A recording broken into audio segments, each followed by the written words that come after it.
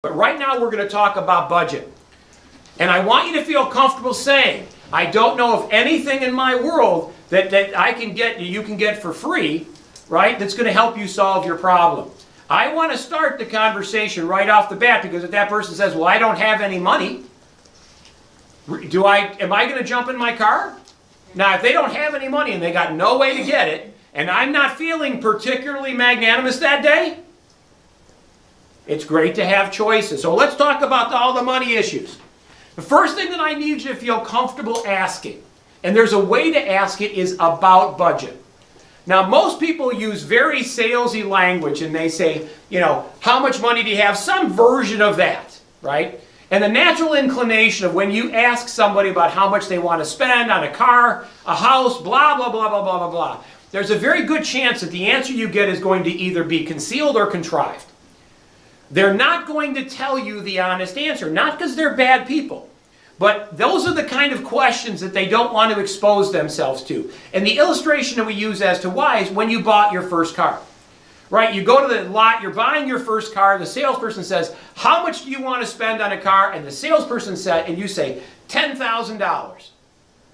Isn't it amazing that the salesperson always finds the perfect car for you for $9,997.10? They always find the perfect car in exactly, they never come back and say, well, Tony, I got a perfect one here for $6,000.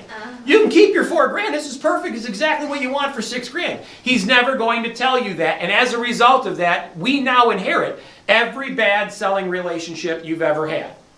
Right? We're the guy that took advantage of him on the landscaping and ripped him off on his, on his new roof. And, we screwed him on his, travel plans and made him pay twice as much for his airline than he should have.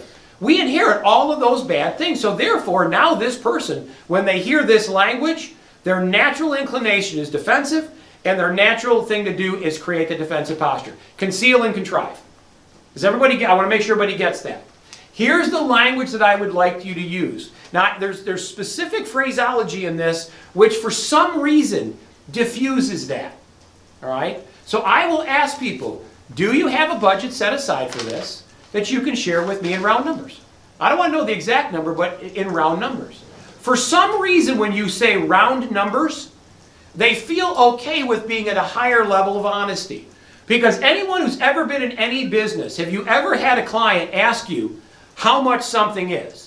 And they will go one step further and say, well, we won't hold you to that. But, and then you come back 30 days later with a number that's higher, and here's what they say. I thought you said it was going to be $10,000. At the same time, they're saying, I'm not going to hold you to it. They're walking over to the marble slab, and they're hammering in whatever the price you had, even though they said a moment ago, they're not going to hold you to it. You want to use the words round numbers. If you come up with a price, I want you to say, you know what, but you got to give me plus or minus 10% for fudge factor, right? It might be a little less, might be a little more. I don't know till we get in.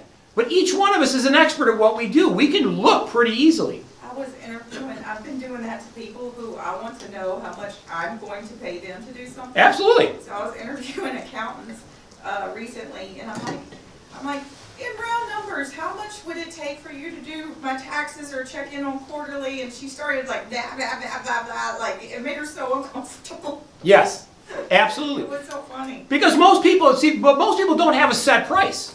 They have that loosey-goosey kind of thing. If you ask me what my price is, I have a published price list. That's the price. I don't have to, here it is. Right? It's right here. And it never changes except when it goes up. All right? Except when it goes up. And so the whole pricing thing is hard for a lot of people. I'll give you another thing. Never, ever, ever, ever send your price in front of somebody when you're not there. The first time they hear your price, you've got to either be with them on the phone, preferably face-to-face. They cannot see your price in a vacuum. What that means is when you send them the quote, how many times do they disappear after they see your price? They never disappear before the price because they don't have the thing they want. Maybe they want your price so they can go and, they can strong-arm their existing provider. Right? They can use your price to try to needle down the incumbent. They disappear after you give them the number. So you never give them the number in a vacuum. We're all experts. There's a very good chance that if I said, Terrence, how much is it going to be to detail this car? This is what I want. Terrence is an expert at that. He could probably tell me within pennies of exactly how much it's going to be. But if I say, well, send me the quote, now I got his number and he's not there. So any response I give to that number, too high, too low, too this, whatever, he's not there to help me work through it. You never, ever give your price in a vacuum. You know, Terrence is probably going to be every bit of about $200. But you got to give me about 10% fudge factor, maybe a little bit less, a little bit more. But is that the area you want to be in? If he says, oh my God, I would never pay that. Well, where do you want to be when he's thinking that? Well, preferably in front of them, but at the very least on the phone. That doesn't mean we're going to drop my price, but I'd like to know what he was thinking, right? Well, I wanted to pay $50. Okay, well, you know, I want to be 10 years younger. It's not going to work out very well for me either, right? So I want to be able to have that meaningful conversation. So rule number one, you never give the price in a vacuum. You can say this. You know, Mrs. Jones, we generally don't do that. Here's how we do our pricing. After we do, you know, we go up on your roof, we put together a bill of materials, you know, we put everything in, then we sit down and we go through the presentation. That's just our company policy. We're not one of these throw a bunch of quotes out and see how many stick. Right? I want to be right there with them. And then what's the next part?